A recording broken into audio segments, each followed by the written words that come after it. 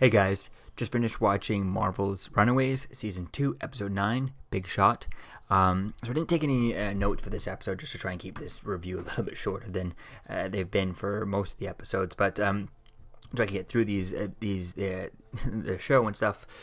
This episode was definitely really interesting. A lot of things a few things happened into it, but not too many big things really happened, but the ones that were there were kind of big and stuff. So I think it was kind of an interesting episode. So you have this whole storyline with Alex dealing with these new characters. We got Flores, he's been around this season, but he's kind of jumping into a bigger role all of a sudden. So it kind of feels like, we had all the way from episode 1 to 7, which was dealing with the Jonah storyline, and then you have after episode 8 to the end. So far, we're episode 9 here, but and we get like a whole new storyline that kind of picks up after that. So I think that's interesting here. We don't really get too much of the Frank Dean storyline with him trying to frame Leslie Dean or anything like that, but which I'm not really too into. But this whole other storyline with Flores and stuff, and trying to find Pride and trying to find the kids and stuff, I think that storyline is really kind of interesting here.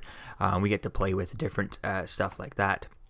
I think we also get to dealing with this new character. What is his name? Flores is that right-hand man. I forget who his name. Awal and stuff. And I think he was kind of interesting dealing with that. So like we have Alex kind of goes and tries to make a deal with him. He wants to say, hey, you help us take down Pride and you can take over and stuff.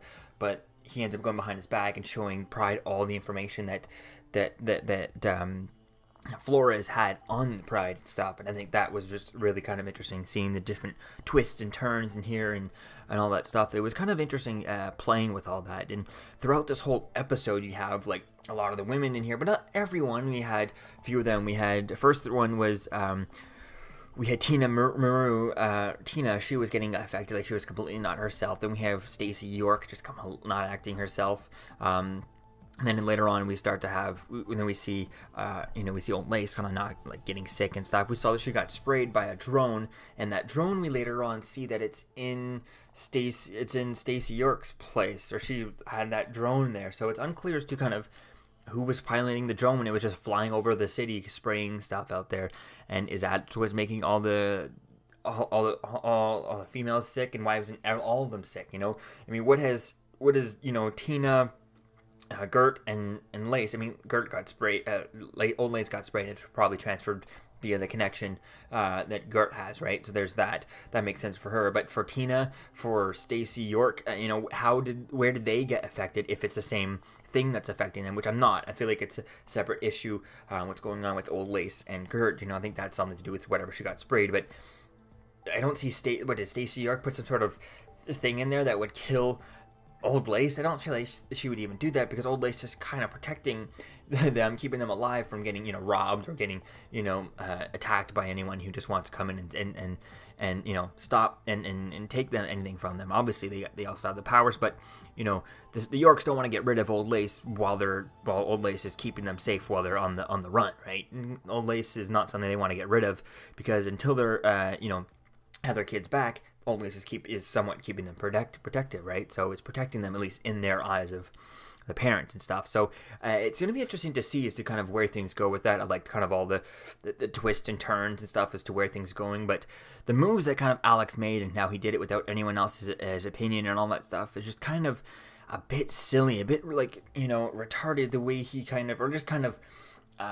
just the way he said that, which is the way he kind of thought it all out, which is he never thought about, well, he could just do this. What about this? What about that?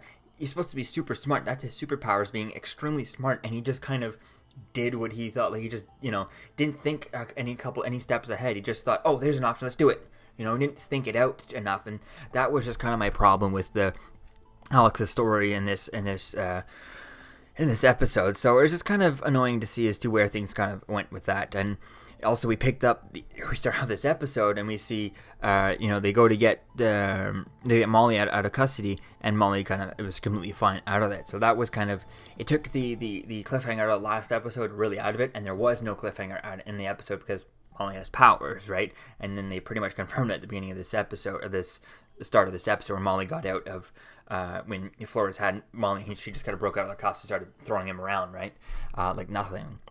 So I think that was kind of interesting to see as to kind of where things go there. So it's going to be interesting to see as to where things go with this whole you know, how are all the females getting, or few females getting affected by something? They're just not acting themselves completely.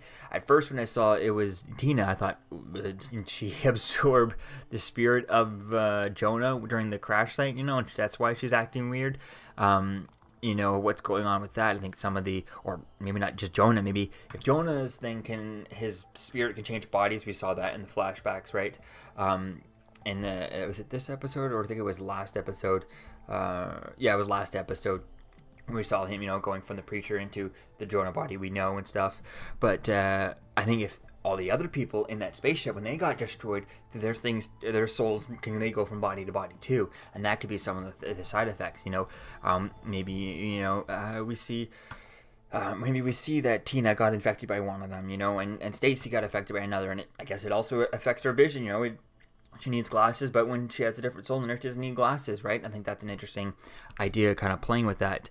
I'm not sure if it's kind of, I think it's going to be an interesting thing to kind of play with, to see as to what's going on there. Because I really don't think the stuff that's going on with Gert and Old Lace is anything connected to Tina and Stacy. I think their two things is connected to each other, somehow related, but not to Gert. You know, I don't think that's there. So it's going to be interesting to see as to where things kind of go with that, and how things kind of where it goes and how things come out of that. So definitely going to be fun to see as to where things kind of go. I'm liking where the storyline, this new storyline is going to go. It's kind of interesting, but it's not the storyline. It's not as interesting as, like I said, as the alien storyline with Jonah. But for what it is, it's a kind of interesting. Just, I wish I liked something more comic book and more out there, more vast, more bigger scale, and just kind of, you know, interesting, different than just kind of, we have so many superhero shows which are dealing with, you know, crime bosses and criminals and corrupt cops and all that stuff so much nowadays that it's becoming like, okay, it was cool the first one, but it's kind of getting repetitive now. And you got Daredevil fighting corrupt cops, you got the Cloak and Dagger fighting corrupt cops, like Luke Cage, Danny Rand, all the Netflix shows, they all do corrupt cops and gangsters, mobsters, all that stuff. Here we need to do something completely different, and that's what I'm hoping that they do here, but hopefully they have a different spin on it. So we'll have to wait and see as to where things go with all that. So let me know what you think, guys, about this episode in the comments below. Season 2, Episode 9, and I'll see you guys in the next video. Peace out. I'm Captain America, here to talk to you about one of the most valuable traits a soldier or student can have. Subscribing. Sometimes is the key to victory. Sometimes it leads to very little, and it seems like it's not worth it. And you wonder why you waited so long for something so disappointing. How many more of these? You're still here. Don't forget to like, comment, and subscribe, guys. Peace. It's over.